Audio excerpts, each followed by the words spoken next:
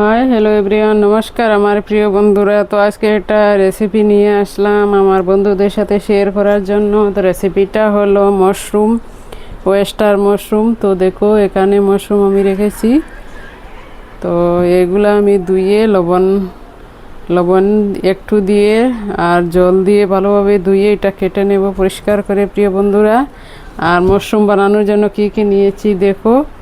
এখানে আমি দুইটা বড় সাইজের পেঁয়াজ নিয়েছি, একটা টমেটো আর রসুন আদা এগুলো রেখে দিয়েছি। আর তো বাকি মশলাগুলো অ্যাড করব। তো রান্না করার সময় দেখাবো কি কি ডালবো এটার মধ্যে।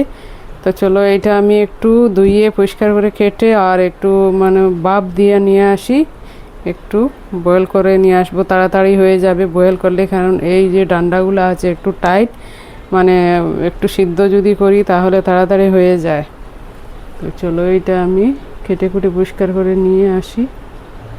তোমার প্রিয় বন্ধুরা, মাশরুমটা ধুয়ে কেটে একটু ভাপ দিয়ে নিয়ে আসলাম। দেখো একটু বয়েল করার পরে এইরকম হয়ে গেছে, এটা একদম সোয়াবিনের মতো দেখা যাচ্ছে দেখো। তো চলো এইদিকে কড়াইয়ে বসে আসলাম, কড়াইয়ের মধ্যে অয়েল দেব আর বানানো স্টার্ট করব। তো চলো বানাতে শুরু করি যাও। তো বন্ধুরা কড়াই বসে দিলাম আর কড়াইয়ের মধ্যে এখন দিয়ে দেব মাস্টার অয়েল।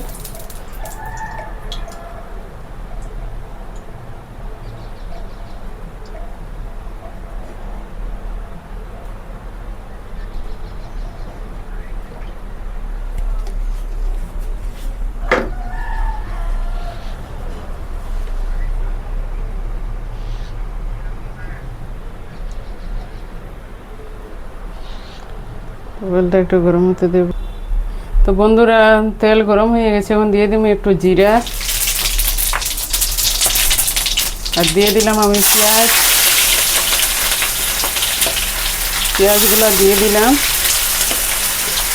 আর দিয়ে দিলাম দুটা তেজপাতা, দিয়ে দিলাম আদা আর দিয়ে দিলাম রসুন। এগুলো সব একসঙ্গে দিয়ে দেব, এটা একদম চিকেনের মতো হবে।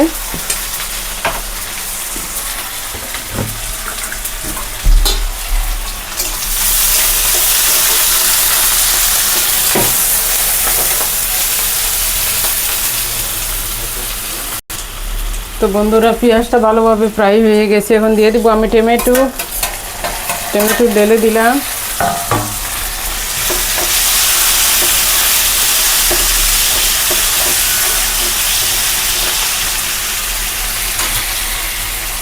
টমেটো দেওয়ার পরে এখন দিয়ে দেব 1 চামচ হলদি পাউডার দিয়ে দিলাম। দিয়ে দেব লাল মরিচের পাউডার 1 চামচ আর এখন দিয়ে দেব 1 চামচ ধনিয়া পাউডার, দিয়ে দেব 1 চামচ জিরা পাউডার আর দিয়ে দেব 1/2 চামচ কালা মরিচের গুঁড়া। এগুলো মিলিয়ে নেব।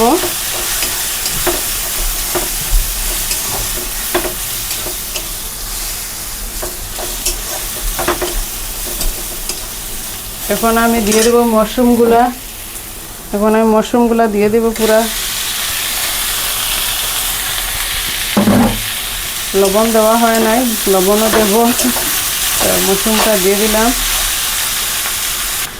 তো বন্ধুরা এখন দিয়ে দেব আমি 1/2 চামচ কাশ্মীরি লাল মরিচের পাউডার আর দিয়ে দেব আমি 1 চামচ লবণ।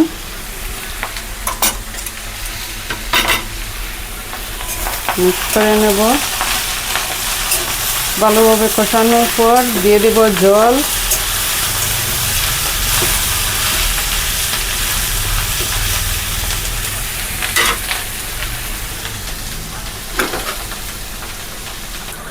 তো প্রিয় বন্ধুরা ভালোভাবে কষানো হয়ে গেছে, এখন আমি দিয়ে দেব জল। তো দেখো জল দিয়ে দিলাম, 1 কাপ জল দিয়ে দিলাম।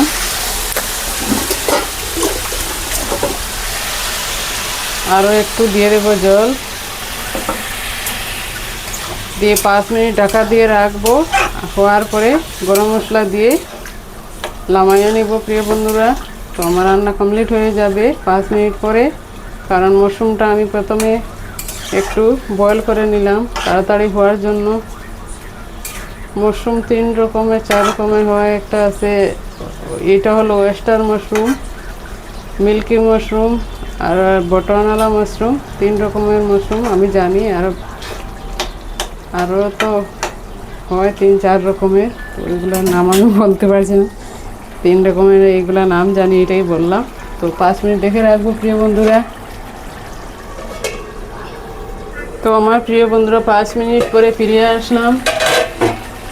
দেখা যাক আমার মাশরুম হয়ে গেল নাকি। হ্যাঁ বন্ধুরা, হয়ে গেছে, দেখো একদম চিকনের মতো দেখা যাচ্ছে। তো এখন আমি গরম মশলা দিয়ে দিব, দিয়ে গ্যাসটা বন্ধ করে নেব প্রিয় বন্ধুরা।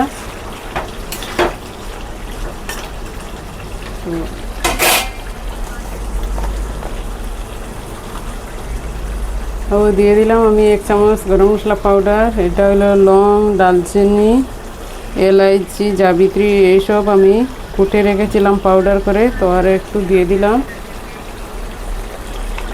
তো প্রিয় বন্ধুরা, আমার এই মাশরুমের সবজিটা কেমন লাগলো তোমাদের? যদি ভালো লাগে থাকে তাহলে লাইক, শেয়ার, কমেন্ট, সাবস্ক্রাইব করে পাশে থাকিও প্রিয় বন্ধুরা।